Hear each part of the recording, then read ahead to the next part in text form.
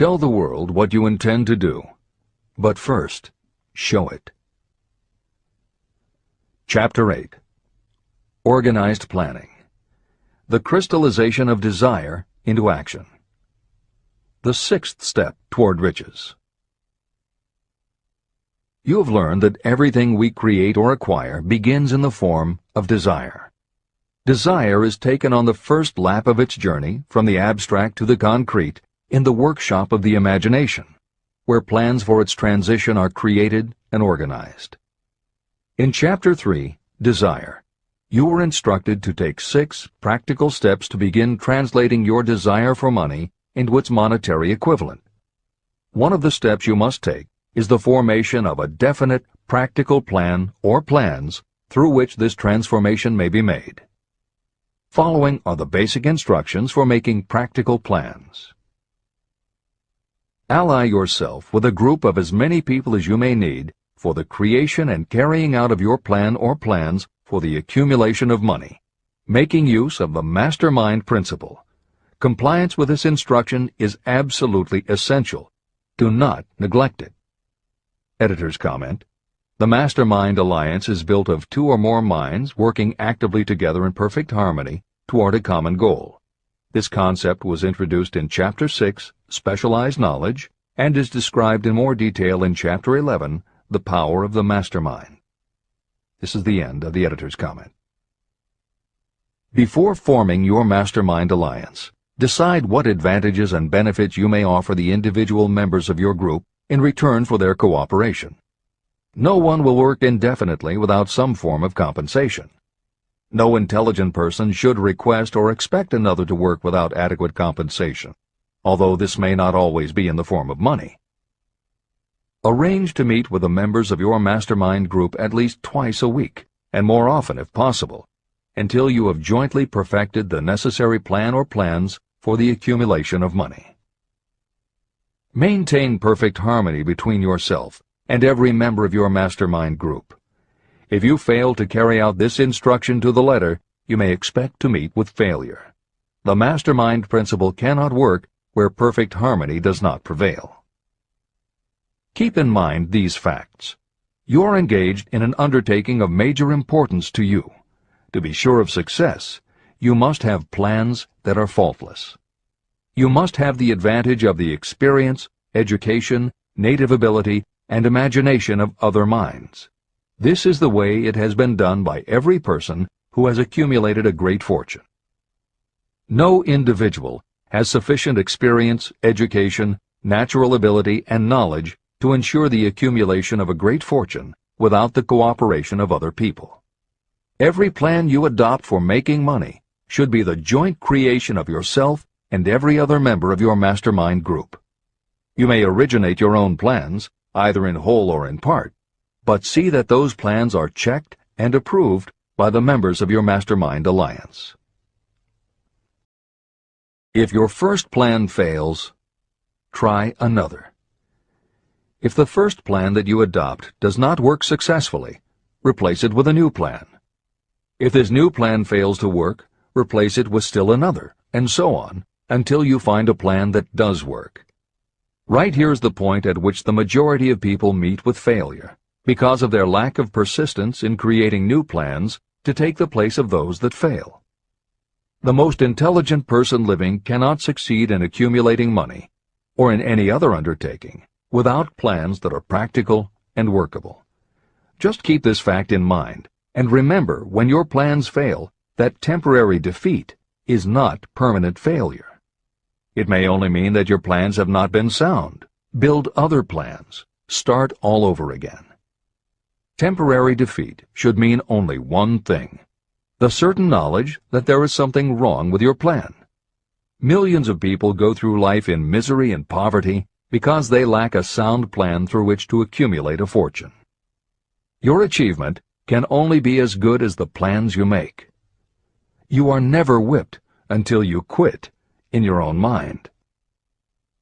James J. Hill, who was the greatest railroad builder of them all, met with temporary defeat when he first tried to raise the capital needed to build the Great Northern Railroad from the east to the west. But he turned defeat into victory through new plans. Henry Ford met with temporary defeat not only at the beginning of his automobile career, but even after he had gone a long way toward the top. But he, too, created new plans, and went marching on to financial victory. We see people who have accumulated great fortunes, but we often recognize only their triumph, and we overlook the temporary defeats that they had to surmount before arriving. No follower of this philosophy can reasonably expect to accumulate a fortune without experiencing temporary defeat. When defeat comes, accept it as a signal that your plans are not sound. Rebuild those plans and set sail once more toward your goal. If you give up before your goal has been reached, you're a quitter. A quitter never wins, and a winner never quits. Write this sentence on a piece of paper in letters an inch high and place it where you will see it every night before you go to sleep and every morning before you go to work. When you begin to select members for your mastermind group, choose those who do not take defeat seriously. Some people foolishly believe that only money can make money. This is not true. Desire, transmuted into its monetary equivalent through the principles in this book, is the way money is made. Money, of itself, is nothing but inert matter. It cannot move, think, or talk, but it can hear when someone who desires it calls it to come. Intelligent planning is essential for success in any undertaking designed to accumulate riches. Following are detailed instructions to those who must begin the accumulation of riches by selling personal services. It should encourage you to know that practically all the great fortunes began either from selling personal services or from the sale of ideas. When you think about it, what else except ideas and personal services can you give in return for riches if you don't have products or property? Leaders and followers. Broadly speaking, there are two types of people in the world. One type is known as leaders, and the other as followers. Decide at the outset whether you intend to become a leader in your chosen calling or remain a follower. The difference in compensation is vast. The follower cannot expect to make as much as a leader, although some followers make the mistake of thinking they should. It is no disgrace to be a follower. On the other hand, it is no credit to remain a follower. Most great leaders began as followers. They became great leaders because they were intelligent followers. With few exceptions, the person who cannot follow a leader intelligently cannot become an efficient leader. The person who can follow a leader most efficiently is usually the person who develops into leadership most rapidly. An intelligent follower has many advantages, including the opportunity to acquire knowledge from the leader. The major attributes of leadership. The following are important factors of leadership. 1. Unwavering courage based upon knowledge of yourself and your occupation. No follower wishes to be dominated by a leader who lacks self-confidence and courage. Certainly no intelligent follower will be dominated by such a leader for very long. 2. Self-control. The person who cannot control himself can never control others. Self-control sets a strong example for your followers, which the more intelligent followers will emulate. 3. A keen sense of justice. Without a sense of fairness and justice, no leader can command and retain the respect of their followers. 4. Definiteness of decision. Those who waver in decisions show that they are not sure of themselves and therefore cannot lead others successfully. 5. Definiteness of plans. Successful leaders must plan their work and work their plans. Leaders who move by guesswork, without practical definite plans, are like a ship without a rudder. Sooner or later, they will land on the rocks. 6. The habit of doing more than paid for. One of the penalties of leadership is the necessity of the leaders to willingly do more than they require of their followers. 7. A pleasing personality. Leadership calls for respect. Followers will not respect a leader who does not grade high on all of the factors of a pleasing personality. 8. Sympathy and understanding. Successful leaders must be in sympathy with their followers. Moreover, they must understand them and their problems. 9. Mastery of detail. Successful leadership calls for mastery of the details of the leader's position. 10. Willingness to assume full responsibility. Successful leaders must be willing to assume responsibility for the mistakes and the shortcomings of their followers. If a leader tries to shift this responsibility, that leader will not remain the leader. If one of your followers makes a mistake or is incompetent, you must consider that it is you who failed. 11. Cooperation. The successful leader must understand and apply the principle of cooperative effort and be able to induce followers to do the same. Leadership calls for power, and power calls for cooperation. There are two forms of leadership. The first, and by far the most effective, is leadership by consent of and with the sympathy of the followers. The second is leadership by force, without the consent and sympathy of the followers. History is filled with evidences that leadership by force cannot endure. The downfall and disappearance of dictators and kings is significant. It means that people will not follow forced leadership indefinitely. Napoleon, Mussolini, Hitler were examples of leadership by force. Their leadership passed.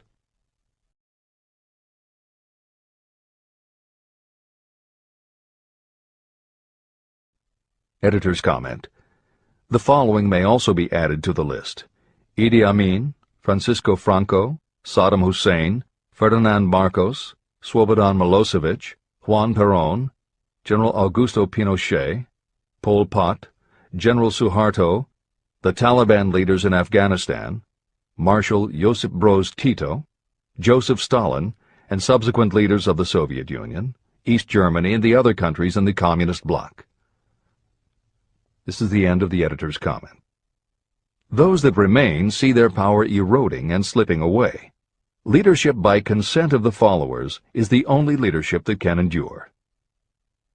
People may follow forced leadership temporarily, but they will not do so willingly.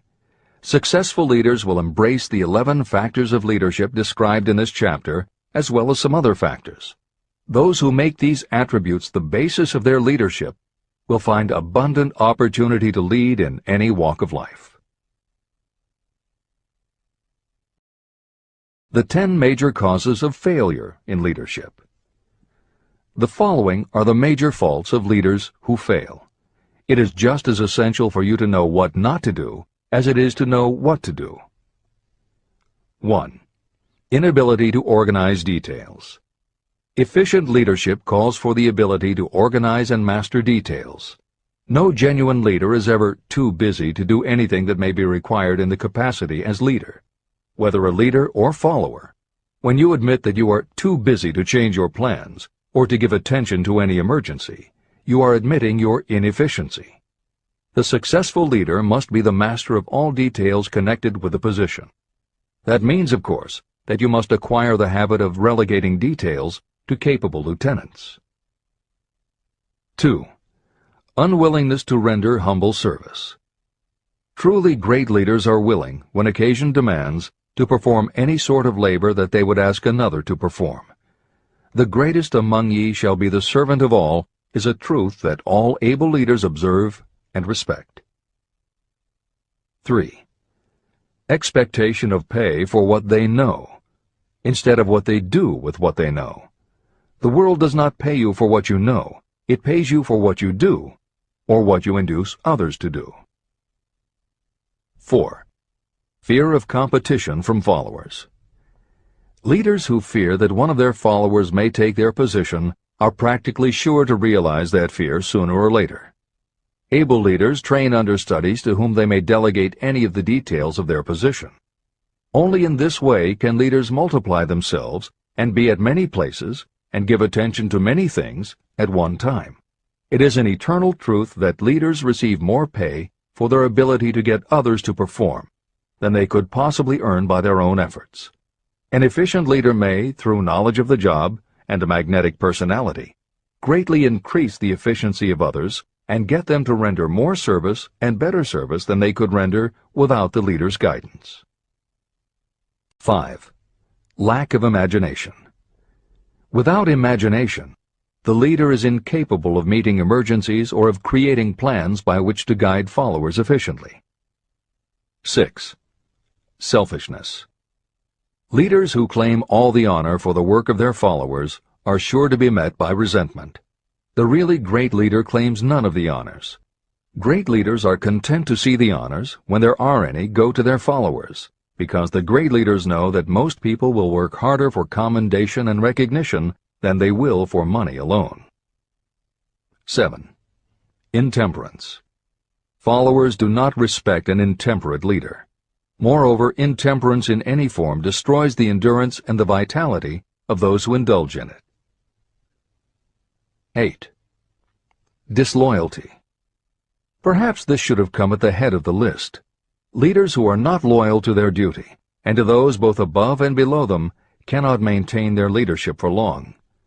Disloyalty marks you as being less than the dust of the earth, and it will bring the contempt it deserves. Lack of loyalty is one of the major causes of failure in every walk of life. 9. Emphasis of the authority of leadership. The efficient leader leads by encouraging, and not by trying to instill fear in the hearts of those who follow. Leaders who try to impress their followers with their authority come within the category of leadership through force. If you are a real leader, you will have no need to advertise that fact. It is apparent in your conduct, by your sympathy, understanding, fairness, and a demonstration that you know your job. 10. Emphasis of title. Competent leaders require no title to give them the respect of their followers. Leaders who make too much of their titles generally have little else to emphasize. The doors to the office of the real leader are open to all and free from formality or ostentation. These are among the most common causes of failure in leadership. Any one of these faults is sufficient to cause failure. Study the list carefully if you aspire to leadership, and make sure that you are free of these faults. Editor's comment. Warren Bennis, a professor who teaches management and organization, said, "A manager is someone who does things right. A leader is someone who does the right thing." Admiral Grace Hopper was the ranking female Navy officer when she was interviewed for 60 Minutes. She said, "You manage things. You lead people." This is the end of the editor's comment. Information described here is the net result of many years of experience, during which thousands of men and women were helped to market their services effectively. Editor's comment.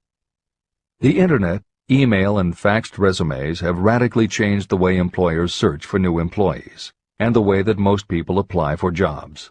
However, Think and Grow Rich was never intended for most people. It was written for those who want to stand out. If you are such a person, the editors of this revised and updated edition strongly advise that you give serious thought to each of the following suggestions about how to apply for a position and how to prepare a resume. If you are tempted to think the suggestions are too obvious, simplistic, or out of date, we assure you they are not. In those instances where it is appropriate to update the material, we have added commentary. This is the end of the editor's comment. 1. Employment agencies. Care must be taken to select only reputable companies that can show adequate records of achievement of satisfactory results. Editor's comment. As anyone in the job market knows, today employment agencies range from companies that supply temporary office help to headhunters who connect high-level executives with companies seeking experienced management talent. If you are seeking a mid to upper-level position, the old adage that you get what you pay for is particularly true. This is the end of the editor's comment. 2. Advertising in newspapers, trade journals, magazines. Classified advertising may produce satisfactory results for those applying for entry-level, clerical, or salaried positions. For those seeking executive positions, A well-written and well-designed display ad, though more expensive, may be more desirable. The copy should be prepared by an expert who understands how to inject sufficient selling qualities to produce replies. Editor's comment.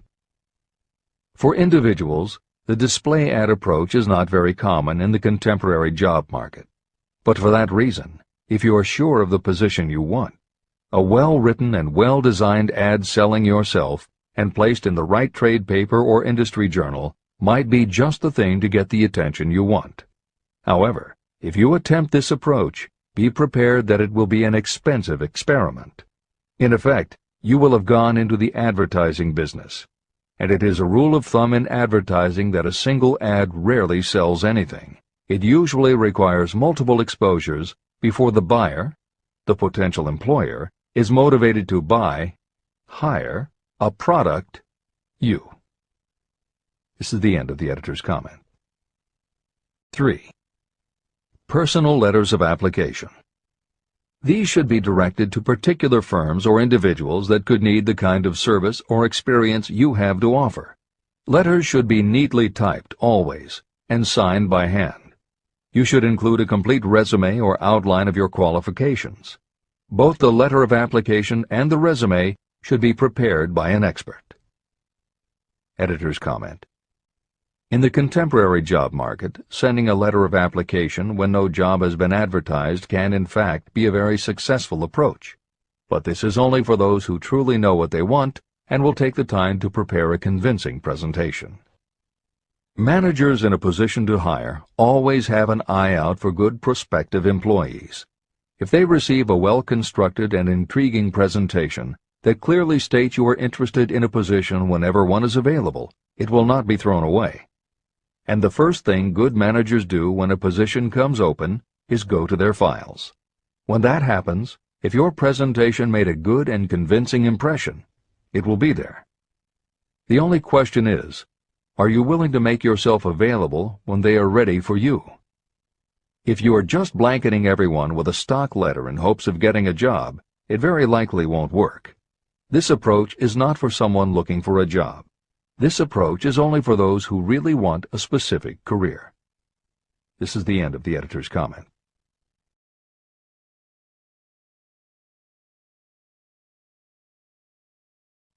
Four. Application in person. In some instances, it may be more effective if the applicant personally offers his or her services to prospective employers, in which event a complete written statement of qualifications for the position should be presented, as prospective employers will often wish to discuss your record with associates. Editor's comment. Asking for an interview when no job has been advertised is an even stronger statement that you know what you want and you are serious about working in a particular industry. If you pursue this approach, keep in mind that you are asking someone to give you their time. Some managers will not be receptive because it does not fit into their company's business practice, and some managers will just find it an annoyance. This approach will work for you only if you are confident that you can make an outstanding impression in person. If you make a strong, positive impression, it will be remembered when an opening is available. This is the end of the editor's comment. 5. Application through personal acquaintances. When possible, the applicant should approach prospective employers through some mutual acquaintance. This method is particularly advantageous in the case of those who seek executive connections and do not wish to appear to be peddling themselves. Information to be supplied in a written resume. A good resume should be prepared as carefully as a lawyer would prepare the brief for a case to be tried in court. Unless the applicant is experienced in the preparation of such briefs, an expert should be consulted for this purpose. When successful businesses want to advertise, they hire specialists who understand the psychology of advertising to sell their products. If you are selling your personal services, you should do the same. Editor's comment. The job market in America has never been as bad as it was when Napoleon Hill wrote the preceding paragraph. Because of the Great Depression, many adults had never had any kind of steady job, let alone sought a career position, and there were few places to learn how to do it. Since that time, many excellent books have been published on the subject, and companies that offer professional help in preparing resumes have become very common. However, neither books nor copywriters are magic. It all begins with what you have to offer. The editors of this edition suggest that you start to assemble your presentation using the guidelines that appear below. Once you have a first draft, you should review at least one of the books on the subject to see what suggestions are offered that might help you sell yourself better than you have already done. Then, depending how satisfied you are, you might also want to seek advice from a professional who specializes in such presentations. We offer 2 notes of caution. First, make sure that your presentation does not look like something turned out by a resume mill. Having received many resumes over the years, the editors warn you that some professionals use the same stock phrases, buzzwords, and formats for every client, and this can be a dead giveaway that someone else prepared your resume, or that you have simply copied from a book. Your intention should be to make yours stand out. The second word of caution is, don't go overboard in trying to stand out. There is a balance between catching an employer's attention and looking like you are trying too hard.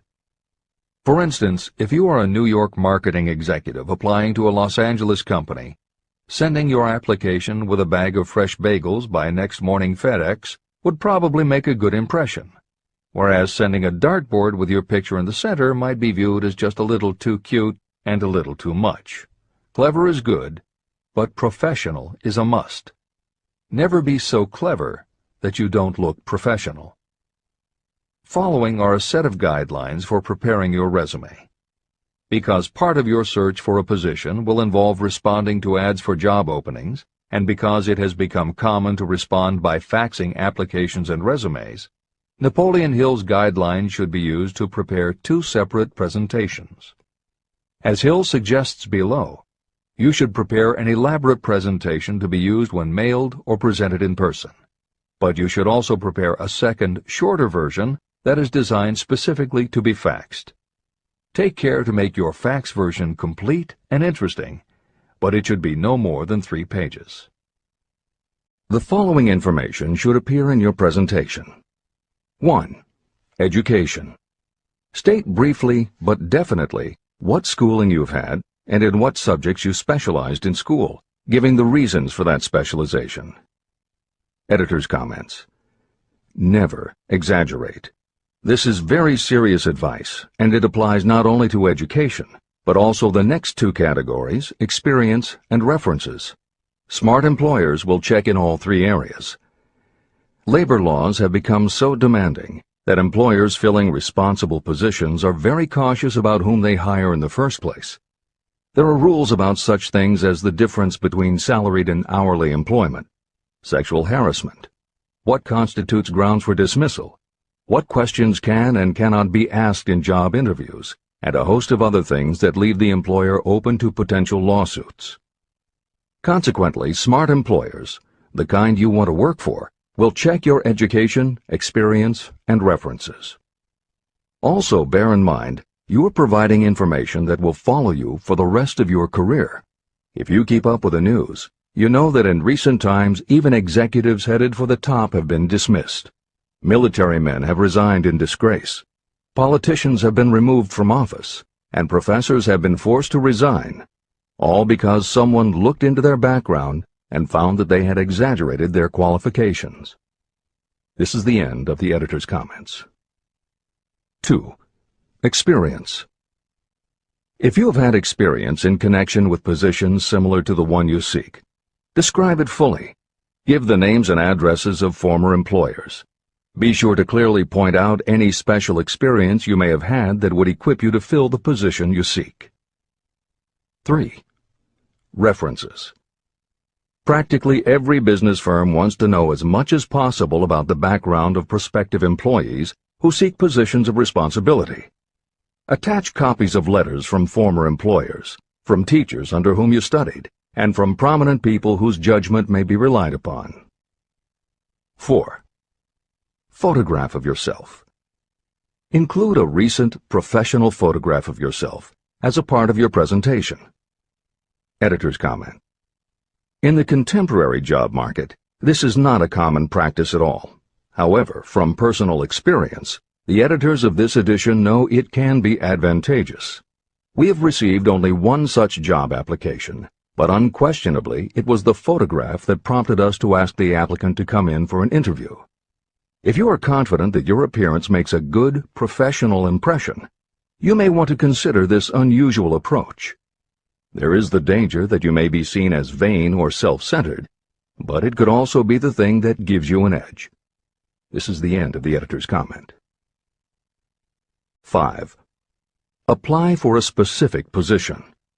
Never apply for just a job. That indicates you lack specialized qualifications. 6. State your qualifications for the particular position for which you apply. Give full details why you believe you are qualified for the particular position you seek. This is the most important detail of your application. It will determine, more than anything else, what consideration you receive. 7. Offer to go to work on probation. This may appear to be a radical suggestion, but experience has proved that it seldom fails to win at least a trial. If you are sure of your qualifications, a trial is all you need. Incidentally, such an offer indicates that you have confidence in your ability to fill the position you seek. It is most convincing. Make it clear that your offer is based on your confidence in your ability to fill the position, your confidence in your prospective employer's decision to employ you after the trial period, and your determination to have the position. Editor's comments. As you will learn in Chapter 10, when you read the story of Napoleon Hill's application to Rufus Ayers, Hill gives this advice based on his personal experience. Unfortunately, this is one of those instances where times may have changed so much that the approach is rarely applicable. In today's environment, modern labor laws and business practice may prevent an employer from taking you up on your offer. However, today many companies do have internship programs that allow an employer to test drive employees to see how well they might fit in. This is the end of the editor's comment. 8. Knowledge of your prospective employer's business. Before applying for a position, do sufficient research to familiarize yourself thoroughly with that business and indicate the knowledge you have acquired in this field. This will be impressive because it indicates that you have imagination and a real interest in the position you seek. Editor's comment. When you do this, and you certainly should, bear in mind that you will be talking with people who really know the business. Even by researching extensively, at best you will only know about their business. If you try to appear too knowledgeable or familiar, it may backfire and reveal that you have only a superficial view of the business. Unless you are already working in the particular industry and have insights based on experience, do not be presumptuous. Use your knowledge to indicate that you have taken the time to educate yourself and that you really are interested, but don't try to tell a prospective employer how you would run the business. This is the end of the editor's comment.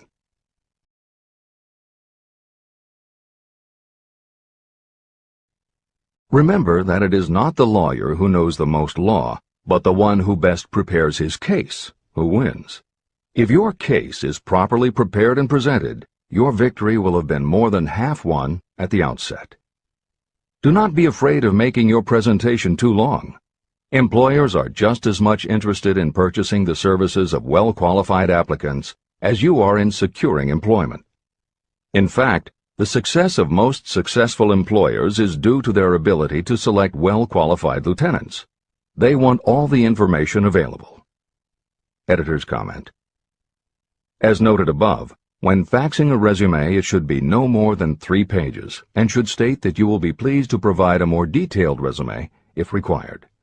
This is the end of the editor's comment. Remember another thing.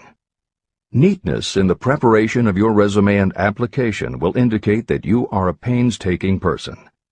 Successful salespeople groom themselves with care. They understand that first impressions are lasting. Your presentation is your sales rep. Give it a good suit of clothes, so it will stand out in bold contrast to anything else your prospective employer ever saw. If the position you seek is worth having, it is worth going after with care. More important, if you sell yourself in a manner that shows off your individuality, you probably will receive more money from the very start than you would if you applied for employment in the usual conventional way. When your resume package has been completed, you should prepare individual and personalized copies for each company or person to whom it will be presented. This personal touch is sure to command attention. Have it neatly typed, proofread, printed, and properly bound on the finest paper you can obtain. Your photograph should be mounted and included on one of the pages. Prepare a separate binding with the proper company name inserted if it is to be shown to more than one company.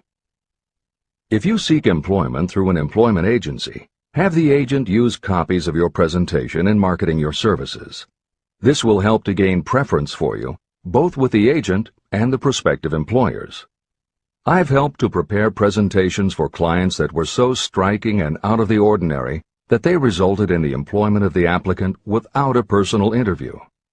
If you want similar results, follow the instructions to the letter, improving upon them however your imagination suggests. Editor's comments. Today, every office supply store offers a wide variety of paper stock, folders, binders, and presentation materials that can be put together in a way that is both unique and professional looking. With all of those possibilities available, if you simply present standard sheets of paper stapled in the corner, the response will very likely be standard too. If you apply a little creativity, you should have no trouble preparing a presentation that is tailored to the company to which you are applying, appropriate for the position you seek, and reflective of your personality and style. This is the end of the editor's comments. How to get the exact position you desire. Everyone enjoys doing the kind of work for which he or she is best suited. An artist loves to work with paints, a craftsman with his or her hands, a writer loves to write.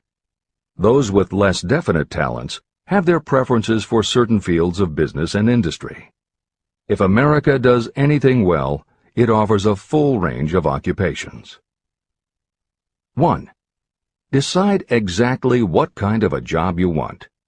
If the job doesn't already exist, perhaps you can create it. 2. Choose the company or individual for whom you wish to work. 3. Study your prospective employer as to policies, personnel, and chances for advancement. 4. By analysis of yourself, your talents, and your capabilities, figure what you can offer. Plan specific ways and means of giving advantages, services, developments, or ideas that you believe you can successfully deliver. 5. Forget about a job. Forget whether or not there is an opening. Forget the usual routine of, have you got a job for me? Concentrate on what you can give. 6. Once you have your plan in mind, put it on paper in neat form and in full detail. 7. Present it to the proper person with authority, and the rest will come automatically. Every company is looking for people who can give something of value, whether it is ideas, services, or connections. Every company has room for the person who has a definite plan of action that is to the advantage of that company. This procedure may take a few days or weeks of extra time, but the difference in income, in advancement, and in gaining recognition will save years of hard work at small pay. It has many advantages, the main one being that it will often save you from 1 to 5 years of your time in reaching a chosen goal. Every person who starts, or gets in halfway up the ladder, does so by deliberate and careful planning. The new way of marketing services. Men and women who market their services must recognize the change that has taken place in connection with the relationship between employer and employee. The future relationship should be more in the nature of a partnership, consisting of the employer, the employee, and the public they serve. In the past, employers and employees have bartered among themselves, not considering that in reality they were bargaining at the expense of the third party, the public they served. Both the employer and the employee should consider themselves as fellow employees whose business it will be to serve the public efficiently.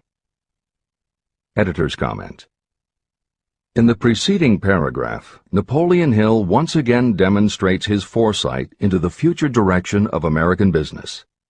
As you will recognize in the following section, the point he makes by citing the coal and gas companies would at a later time be equally applicable to the telephone monopolies, and later still to computer software and internet companies, and to cable television suppliers when competitors started to offer satellite TV. This snapshot of how and why business has changed should provide you with a blueprint for the attitude you must adopt and the way you must conduct yourself if you are going to attain the success you're seeking. This is the end of the editor's comment.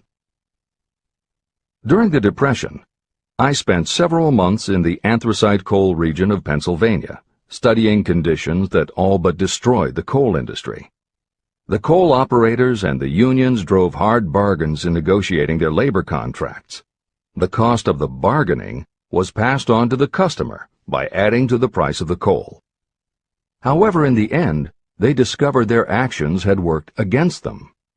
What their delays and high prices had actually accomplished was to open the market to their competitors. Inadvertently, they had built up a wonderful business for the manufacturers of oil-burning stoves and furnaces, as well as for the producers of oil. A similar experience happened to the gas companies. We can all remember the time when the gas meter reader pounded on the door hard enough to break the panels. When the door was opened, he pushed his way in uninvited with a scowl on his face that plainly said, "What the hell did you keep me waiting for?" All that has undergone a change. The meter man now conducts himself as a gentleman who is delighted to be at your service, sir. Before the gas companies learned that their scowling meter men were offending customers, their competitors, the polite salesmen of oil burners, came along and did a land office business. These illustrations are mentioned here to show that we are where we are and what we are because of our own conduct. If there is a principle of cause and effect that controls business, finance, and transportation, this same principle controls individuals and determines their economic status. Courtesy and service are the watchwords of merchandising today, and they apply to the person who is marketing personal services even more directly than to the employer. In the final analysis, you are employed by the customer. If you fail to serve well, both you and your employer will pay for it by the loss of the privilege of serving. What is your QQS rating? In the preceding, the causes of success in marketing services effectively and permanently have been clearly described. Unless those causes are studied, analyzed, understood, and applied, no one can market services effectively and permanently. Every man or woman must be their own sales force of their personal services. The quality and the quantity of service rendered, and the spirit in which it is rendered, determine the price and the duration of employment. To market your personal services effectively, which means a permanent market at a satisfactory price under pleasant conditions, you must adopt and follow the QQS formula. QQS means that quality plus quantity plus the proper spirit of cooperation equals perfect salesmanship of service. Remember the QQS formula, but do more. Apply it as a habit. Analyze the formula to make sure you understand exactly what it means. Quality of service means the performance of every detail in connection with your position in the most efficient manner possible with the object of greater efficiency always in mind. Quantity of service means the habit of rendering all the service of which you are capable at all times with the purpose of increasing the amount of service rendered as you develop greater skill through practice and experience. Emphasis is again placed on the word habit. Spirit of service means the habit of agreeable, harmonious conduct, which will induce cooperation from associates and fellow employees. Adequate quality and adequate quantity of service is not sufficient to maintain a permanent market for your services. The spirit in which you deliver service is a strong determining factor in connection with both the price you receive and the duration of your employment. Andrew Carnegie stressed this point in his description of the factors that lead to success in the marketing of personal services. He emphasized again and again the necessity for harmonious conduct. He stressed the fact that he would not retain any man, no matter how great a quantity or how efficient the quality of his work, unless he worked in a spirit of harmony. Mr. Carnegie insisted upon his people working with each other in an agreeable manner. To prove that he placed a high value on this quality, he helped many who met his standards to become very wealthy. Those who did not conform had to make room for others who did. The importance of a pleasing personality has been stressed because it is so important in rendering service in the proper spirit. If you have a personality that pleases, and you render service in a spirit of harmony, these assets often make up for what you may lack in both the quality and the quantity of service you render. Nothing, however, can be successfully substituted for pleasing conduct.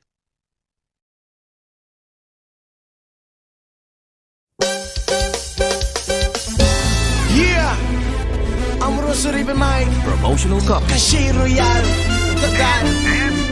Tuturinde ko ng style, anto amiting dini. Bono mister da manera mi, i no manera abo. Viva manevo ta sinti dushi, viva pa. Asombra pi.